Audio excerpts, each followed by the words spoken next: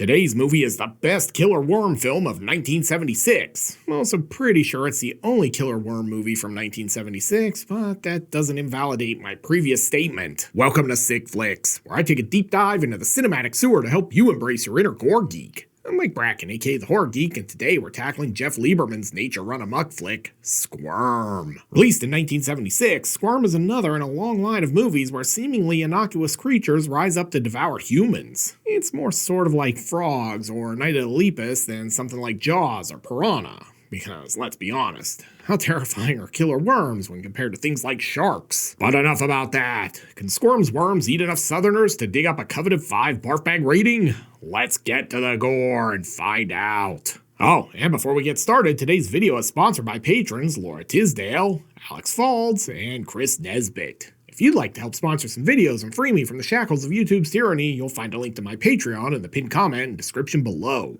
And now, let's get bloody. And we open up with text.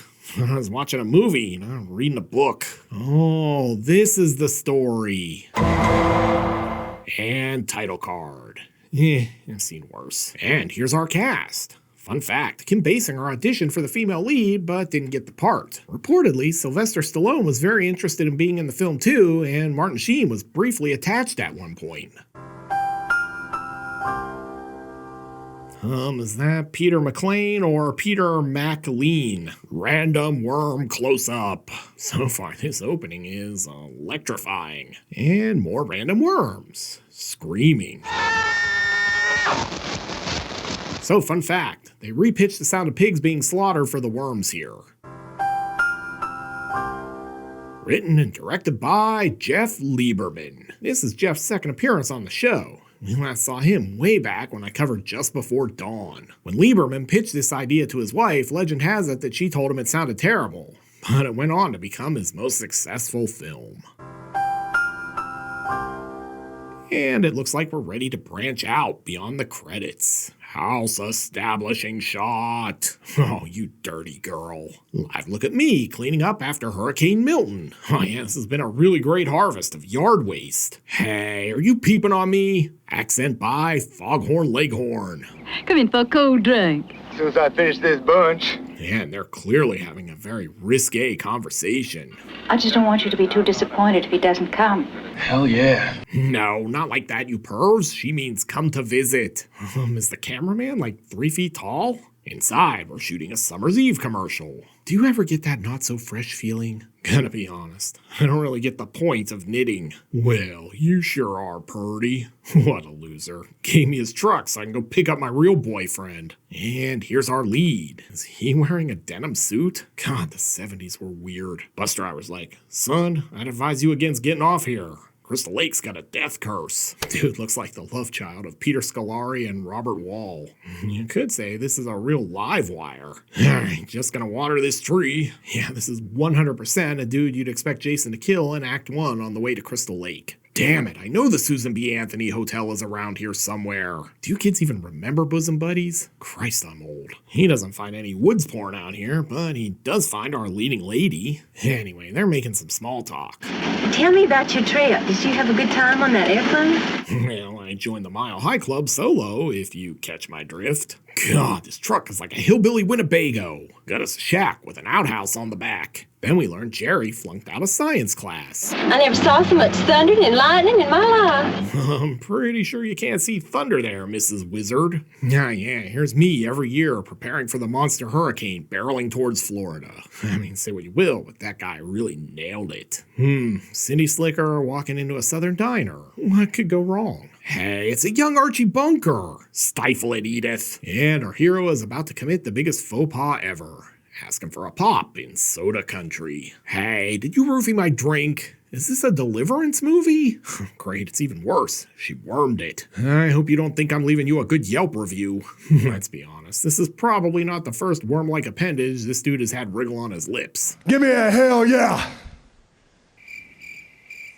But look out, because the waitress is not going to give him a refund. If you didn't like the drink, all you had to do was say so. I've got enough problems around here with our comedians. Svelte Archie Bunker is like, Gonna have to give this kid the Mississippi burning treatment. Son, I'm gonna need you to assume the position and squeal like a pig. He heads out. Things get worse. I guess I can't get any wetter than I already am. Hell yeah. No, he means because he has to hold the giant block of ice. But yeah, that's gonna give him shrinky dink. Filmed in Seymour Butts vision. Someone's really making an ass of themselves. Hey, you're getting swamp juice all over my carpet. Mom's like, God, what a loser. And I suppose this is now literally an ice box. And we're off to Wally World. Wait, take me with you. Oh, sweet, it's Ed Gein. He's like, you'd make a mighty fine lampshade, little missy. You listen here, boy. Your mama might also be your aunt, but you show her some respect. Man, all this benching is paying off. Feel my pec. So this is the part Stallone supposedly wanted.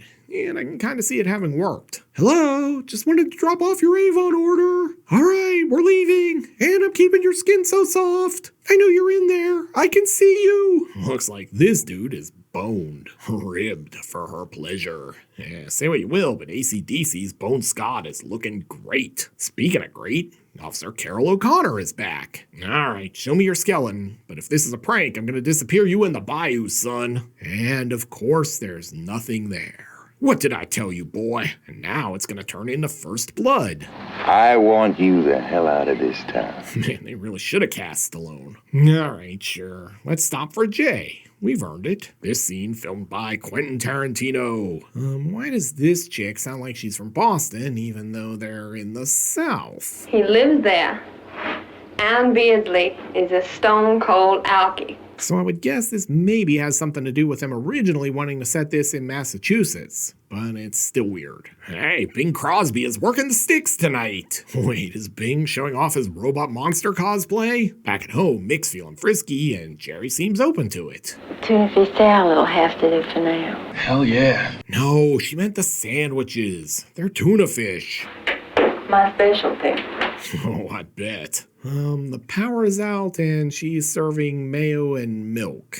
Is she trying to give him food poisoning? Now he's thinking some deep thoughts. Do fish ever get thirsty? If money doesn't grow on trees, why do banks have branches? Whoa, button up that shirt. That's way more chest hair than I needed to see. Hey, look, it's John Bon Jovi. Looks like he was living on a prayer.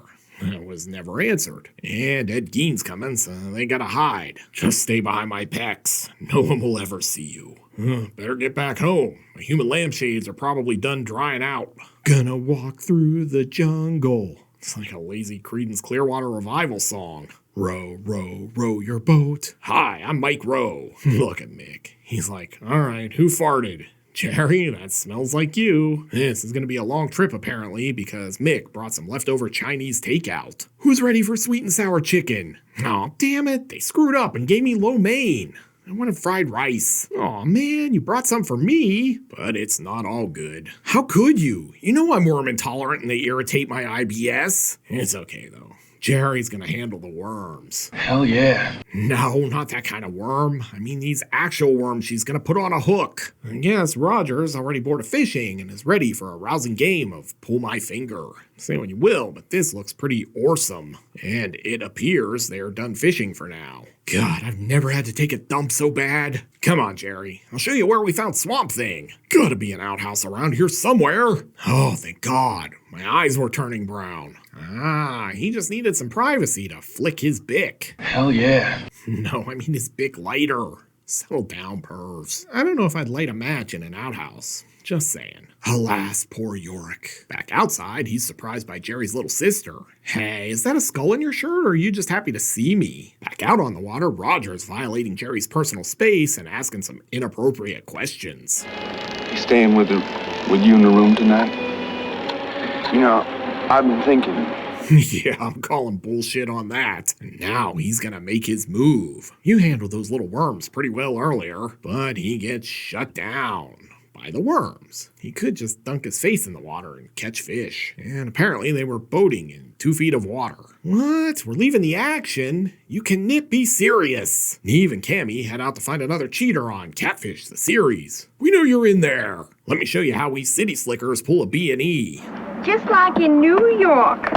Man, even Cammy got really ballsy on this season of Catfish, apparently. I know he hides his stash of hustlers here somewhere. Oh man, here's my permanent record. They really did keep track. And I guess the electric company took the year off, since this live wire is still doing its thing. I guess you could call these showworms. Then she runs out to find Mick. Hey, I had no idea you were so into Jethro's skull. I will say, I think it's great she left Roger and his face full of worms out in the woods, though. What a humanitarian this chick is. Then Mom shows up. Are you kids playing with a human skull again? No, Mom. Then she says this. Lord only knows when's the last time we had 2 hungry men around here. Wait, are we insinuating this guy is a man? I'm gonna need a ruling from Lance Henriksen on this. That's the stupidest fucking thing I ever heard. But at least Mick has some theories. You don't think Roger's old man is fooling around with electricity? No, that would be shocking. Yeah, gotta get this bad boy back to Smith's Grove before Dr. Loomis notices it's missing. Oh yeah, you hate to see it, because it looks like this place has been decimated by global warming. You know what the worst part of running a worm farm is? Getting them to drive the tractor. And it looks like Jerry left Roger in the rearview mirror. Literally. This dude's very literal about the whole taking a dirt nap thing. What's that, Grandpa? Jeffrey Epstein didn't end himself? Oh man, he's got heartworms. Stand back, I'm worming you. I mean, this is a real heartwarming gesture. Hey, I just mopped the floor. Oh, look out. Is the sheriff hitting on another lady? You know this is a fancy Italian place. I mean, look at that photo. Ah, wait, I don't see one bottle of J&B back there. This is not authentic Italian. The sheriff's like, look, I know Olive Garden serves endless breadsticks, but I'm not sharing with you. Let me in, little pig, or I'll huff and I'll puff. All right, guys, grub's on. No, not worms. I meant grub, like food. Everyone dig in. We got rotisserie chicken from Costco. And it looks like someone's feeling salty. Timber! So, fun fact, they dropped a real tree on the house for this scene. I mean, they're gonna need Kenny Loggins to clean up this mess. I was thinking about putting down roots here, but now I'm reconsidering. Oh, here's your problem. It's full of worms. So apparently the production ordered over 250,000 worms at a time. So many that it decimated fishing worm supplies later that year. Now Mick's got gas. Literally. But these must be magic worms, because they're gone. And of course, Mick has a theory. Something is making the worms go crazy. Just driving them right up out of the ground. Lance Henriksen, you didn't clock out yet, did you? That's the stupidest fucking thing I ever heard. The good news here is now the house has a lot more open floor plan for natural lighting. Uh-oh, looks like little sis is about to get a bunch of slimy, flaccid, wiggling things in the face. Hell yeah. No, I meant the worms. Fortunato, are you in there? We're very literary this week. Would you believe they left all this lumber lying around? I've seen poster board more solid than this plywood. Yeah, he looks very bored. And jump scare. By God, Roger's got him in the fireman's carry. My best, JR, but not my worst either. I feel like Worm Face is definitely a gimmick Vince would have tried in the 80s. Oh God, it's like a table match. Power line's still going off. Does this place even have an electric company? I will say, they're gonna need a whole lot of early birds to get all these worms. They're also very noisy. You can't handle the truth. Looks like we're up Nits Creek. Submitted for the approval of the Midnight Society. I call this story Squirm. Jesus, that's like a 200-watt candle. I've seen fluorescent lights that work dimmer than that thing. All right, she's picked door number 3. Let's see what she's won. It's a room full of worms. Hey, did I sleep through the climax? Oh yeah, let's see you worm your way out of this one, pal. Check out that bird chest. You didn't even need lighter fluid for this. The pit stains on that shirt made it light right up. Oh, hey, Sheriff Archie Bunker is still in this movie. This town is famous for its worms, especially mine, as you've just seen. Filmed in Worm Vision. Mind if we drop in unannounced? This is an interesting angle. Oh, it's true! It's damn true! No, I meant camera angle. Oh God, we're being overrun by pasta. Back at Jerry's place, she's got a guest. Oh, hi there. Usually here in the Gulf Coast, we get storm surge, not worm surge. Come here, baby. I'll keep you warm. Dude looks a lot like the Bradster in Night of the Creeps, doesn't he? Did the cameraman get tired and just set the camera on the floor for this shot? Man, this is the worst glory hole ever. God, that shirt is still burning. The pit stains must have been legendary. Damn it, I knew we should have called the exterminator. Oh yeah, this is giving me the worm and fuzzies. Guess Mama's gonna have to knit herself a face mask. This is impressive. You're not usually worm food until you're buried. And Frank, are you up there? No, but Wormface is. I mean, this is kind of impressive. That's a lot of worms. I mean, I'm surprised Vince never sanctioned a worm match like this. But down goes Wormy. I regret nothing, except getting eaten by worms. Guess I'm gonna need a new roommate. I wonder what Tom Hanks is up to. I'd love to help you, Mick, but I'm all tied up. So, honey, I've got good news and bad news. The good news is Wormface is dead. The bad news is you're now an orphan because they ate your mom too. Oh, wait. Worm Guy's still alive. He's joined a 12-step program, it seems. And he's probably going to win every breakdancing contest because his worm is very authentic. Oh yeah, gonna get me some thigh meat. But hey, at least they're branching out. And somehow it's morning. See? I guaranteed we'd make it to daybreak. Oh god, it's the Deus Ex power line repair guy. I thought you lovebirds might want to know the power's on, tower's repaired, everything's good as new. Are you shitting me, movie? Alright, I'm gonna go ruin the climax of another movie. Smell you losers later. Great, there's worm shit everywhere. Never sell this place. Oh hey, the sister's still alive. She probably hotboxed the shit out of that trunk. House establishing shot. But I feel a swerve ending coming. Wait for it. Oh god, the swerve was they just wanted dirt for the credits. And honestly, considering how bullshit the ending of this movie was, that sorta makes sense. So, what have we learned from Squirm? Well, for starters, that the Killer Bunnies in Night of the Lepus had some pretty stiff competition for the title of dumbest, least terrifying monster menace in a 70s nature run-amok film. I mean, worms? Really? But enough about that. Can Squirm devour enough actors doing terrible southern accents to earn a coveted 5 barf bag rating? There's no chance in hell, but let's go to the gore card. In terms of gross anatomy, this one's a missed opportunity. We're treated to worm face, a body cavity filled with worms, a metric ton of real worms, and that's about it. Carnivorous worms definitely have potential, but this film just never realizes it. As such, I can't give Squirm anything more than a very disappointing 1 barf bag rating.